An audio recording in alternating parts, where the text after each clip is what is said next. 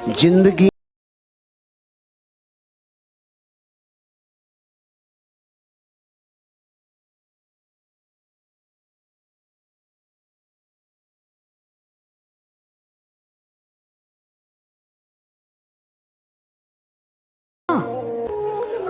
अरे जिंदगी की कामयाबी के लक्ष्य में कई कीड़े मकोड़े आते हैं, कई कई घटनाएं घटती हैं। दिल पे रख।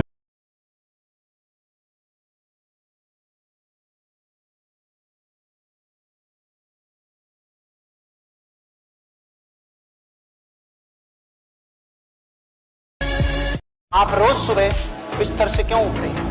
ये प्रश्न आपके लिए, मेरे लिए, पूरे देश के लिए। आप रोज सुबह अपने बिस्तर से क्यों उठते हैं? वर्किंग के लिए, दिन की शुरुआत करने के लिए, कमाने के लिए,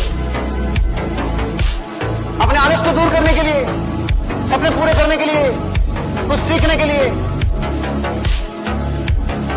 इस पूरे देश के 125 करोड़ लोगों से ये प्रश्न पूछें तो अपने को अपने 60-70 साल पूरे याद आ जाएंगे कि हम कहां स्टैंड करते हैं और क्यों करते हैं। यहाँ करोड़ों लोग इस प्रश्न का उत्तर देते हैं।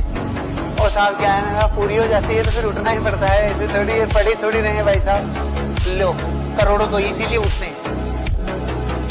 फिर और बाकी, मैं सोना तो बहुत चाहता हूँ साहब, पत्नी डंडा मार देती है, सोने ही नहीं देती, फिर उठना ही पड़ता है। ये और वो मैं क्या सुबह तो भाई साहब फिर क्या, वो फिर टाइम आ जाता है, प्रेशर भी बन जाता है, तो फिर बिस्तर पे तो आप समझ नो, आप समझ सकते हो, तो वो भी ऐसे ये इसलिए उठते हैं।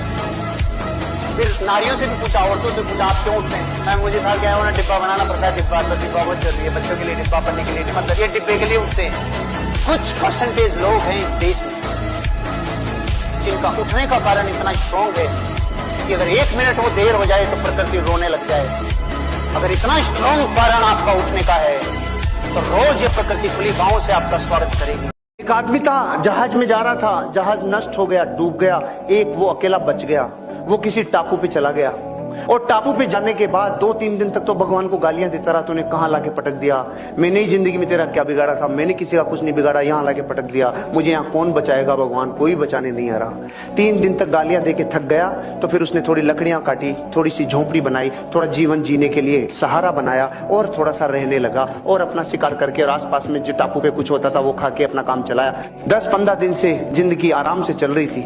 अचानक एक बार बाहर गया था टापू पे कुछ खाने पीने की चीजें लेने, अचानक बिजली कड़की और झोंपड़ी जल गई। अब की बार आके तो माथा फोड़ फोड़ के गालियां देने लग गया, भगवान ओ तेरे को इतना बड़ा अन्याय करना था क्या, ये था जो भी जला दिया तूने, तेरे जैसा निर्दयी कोई नहीं है। गालियां देके थक के रात को सो गया। सुबह उठा तो एक जहाज उसको लेने आया और आके उन्होंने जगाया, उठो। तो उसने कहा तुम कैसे आए? कि ये तूने जो धुआं की थी ना, धुआं को देख के आए। होश उठ गए। रात को तुम्हें गालियां दे रहा था कि मेरी झोंपड़ी जला दी, अगर ये नहीं जलती रे तो मुझे बचाने कैसे आते रे।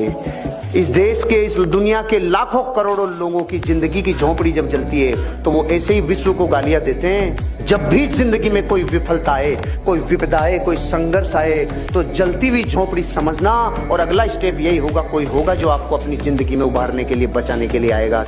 मैंने बुरे वक्त से अपने आप को जब जब निकाला, एक ही थीम पे काम किया, रोज 1% अच्छा बनूंगा, रोज 1% अच्छा बनूंगा। भारत के आदमी में क्या प्रॉब्लम है, पूरी जिंदगी कसरत नहीं करेगा, एक दिन जिम जाएगा, उसी दिन सब उठा के आएगा जैसे उसी दिन बनेगी। अब बनेगी नहीं, तू गया, तू कल से आएगा ही नहीं। दिवाली के टाइम पे भारत की महिलाएं जो सफाई अभियान छेड़ती है, जो दुर्गा माता बनती है, वो आपको नहीं लगता कि अगर थोड़ा थोड़ा कोना रोज साफ करे तो दिवाली के दिन तो सफाई की जरूरत ही नहीं है? लेकिन नहीं, मैं दुर्गा बनूंगी दिवाली पे, पूरा एक साथ ही करूंगी। ये जो एक साथ की आदत है ना भारत के आदमी की, ये क्या जंग जीतेगा तू एक दिन में? कुछ नहीं होगा। रोज थोड़ा थोड़ा कर, रोज थोड़ा थोड़ा कर।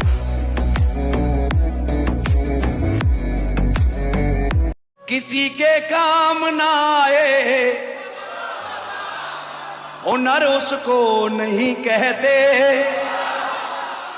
जो भरते खुद की ही जेबें शख्स उसको नहीं कहते। मैं पागल था, मैं पागल हूं, बनोगे तुम भी पागल क्या? हजारों जिंदगी बदले, बड़ा पागल उसे कहते।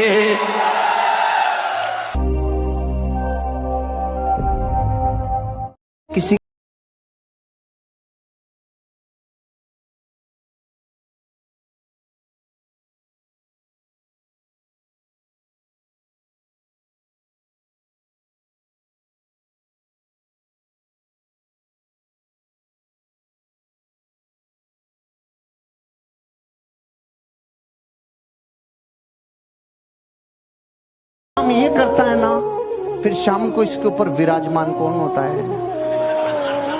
5%। और अभी भी काफी नहीं है। जब दुनिया को दिखाने की बारी आती है तो कौन सा दिखता है? अब आपको अगर इसके बाद भी ये तड़प पैदा नहीं हो कि मुझे 5 में रहना है कि 95 में, तो आपका शनि भी कुछ नहीं बिगाड़ सकता। Fix the date. जो चाहते हो उसको डेट दे दो, वहीं पे ऑन द स्पॉट डेट। इस दिन तक ये अचीवमेंट हो जाएगा। आप अपनी लाइफ में अपने ड्रीम को, अपने डिजायर को जब डेट में कन्वर्ट कर देते हैं ना, तो रास्ते में फिर इधर उधर ध्यान नहीं जाता। ध्यान नहीं जाता इधर उधर। नहीं तो पेड़ आए तो उसकी हवा खाने का मन करता है, रेस्टोरेंट आए तो वहां चाय पीने का मन करता है। आपको जाना है जयपुर से दिल्ली 250 किलोमीटर, 4.5 घंटे नॉन स्टॉप, 4 घंटे। अगर 4 घंटे में पहुंचना है तो रेस्टोरेंट नहीं दिखेंगे, कोई ट्रैफिक नहीं दिखेगा, रास्ते में कोई छाया नहीं दिखेगी, मौज मस्ती नहीं दिखेगी। और आप रवाना तो हो गए, पहुंचना कब है कुछ पता नहीं है। तो आपको 10 बार तो सुसु लगेगी, 10 बार आपको कहीं मन करेगा रेस्टोरेंट पे बैठ जाएं, 10 बार घूमने का मन करेगा, 2 मिनट रुक जाए यार, रेस्ट कर लेते हैं। आप पहुंचेंगे 10 घंटे में। जैसे ही आप किसी चीज की डेट और टाइम फिक्स करते हैं, वो डिजायर आपकी तरफ आकर्षित होना शुरू हो जाती है।